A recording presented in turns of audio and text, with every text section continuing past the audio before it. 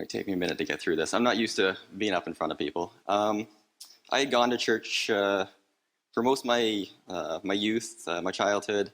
Went to Sunday school, youth groups, went to Kingdom Bound at Darien Lake. But church was always, it was just kind of a place we went. I was never all in. It was just kind of a social gathering and outing. I don't blame the churches for that in any way. I think it might have been just myself. But then, since coming through those doors, I've just felt at home here, at peace. And things have been different. And the last couple of years, we've been kind of going down this road, this pathway. It's all our effort, our life has kind of been invested in this dream of ours. And then again, it kind of came to a point where that's not the path that we're supposed to take. And there were some roadblocks, some walls, and it led to like a low point in my life. And it kind of brought me right to God. And I was just like, what are we gonna do? And our house was sold. We needed a place to live. And I was on the deck just praying one night. It's like, God, show me what we're supposed to do. And then I heard this crackling noise. And I was looking at the hydro lines, and there was arcing coming from the top of the hydro pole. And I'm an electrician, so I was like, okay, I gotta investigate this.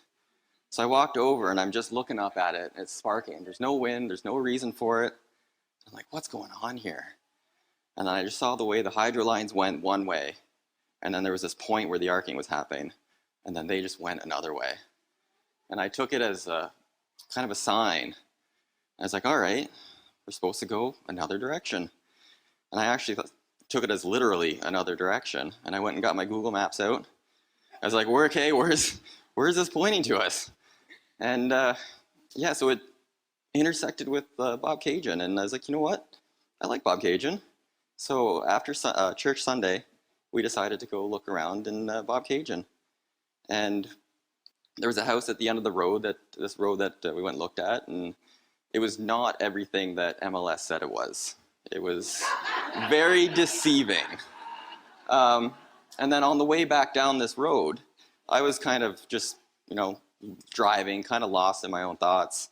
And I remember Victoria looking over my shoulder like, oh, like if only that house was for sale. If a house like that was for sale, we'd buy it. So the day kind of ended, and then we kind of went on. And then the next day, I went on MLS, and I was like, oh, look at this house. Like, wow, look at this place. And I was like, the price was good, and I sent it to Victoria. She's like, that's the house. Like, that's the house. I was like, okay, like, I'm calling our realtor friend. I was like, let's go see it. So I was only able to go, Victoria was at work. And like, as soon as I walked in the door, it was like, wow, like, I could live in this place. Like, this place makes me feel at home. And so she wanted me to just put an offer in. I was like, no, you gotta see it. You gotta see it. So the next day she came, we walked through it, and it was like, wow, like, okay, let's buy this house. So we put an offer in, and then things on the seller's end started to get kind of delayed. And we knew that the price was good, and we figured there would have been another showing.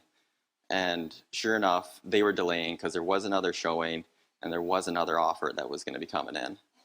And then God, being the way he is, he decided to work some more miracles. And there was power outages on their end. And I kind of jumped ahead a little bit here, but